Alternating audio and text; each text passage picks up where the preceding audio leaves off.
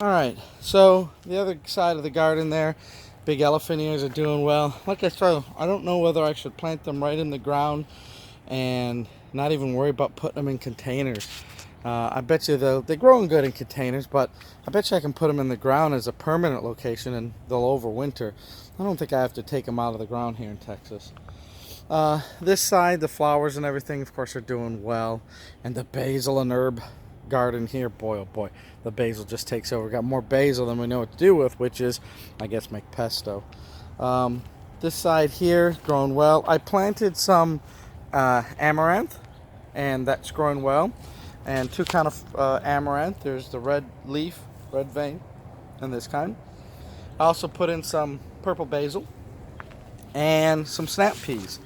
So I got some snap peas growing on this side of the garden. So let's see how they do. And this is a rogue cucumber. I'll just let him grow amongst the peas. I really like the shishito peppers. They're really growing kind of well here.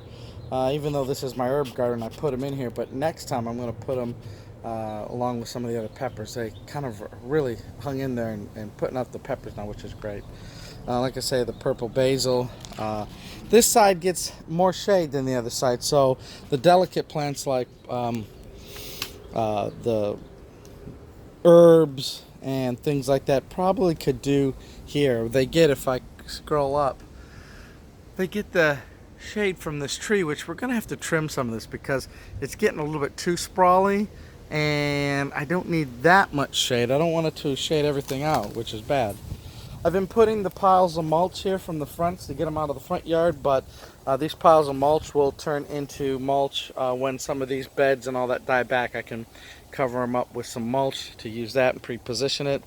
Back here, this is really a tough space. It gets a lot of shade, which now we're in September. The sun's going to be repositioning. This whole side's going to go into shade, which is really too bad. I can only use this in the spring and summer. Because otherwise it gets shade. So my thought of a fall garden back here doesn't work because it gets shady.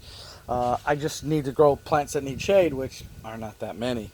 But anyways, I attempted to put some peas, some snap peas back here, see how they take off and grow. But yeah, this one is probably good for maybe potatoes. I could put some potatoes back here, get them, plant them in the January, February, and then as the sun starts to come back over here, they'd probably do pretty well. So I might try that here. Although the chives have stayed here pretty well. Maybe onions, things that don't have a big leaf to take in the sun probably would work. What else here? The flower garden was so-so this year.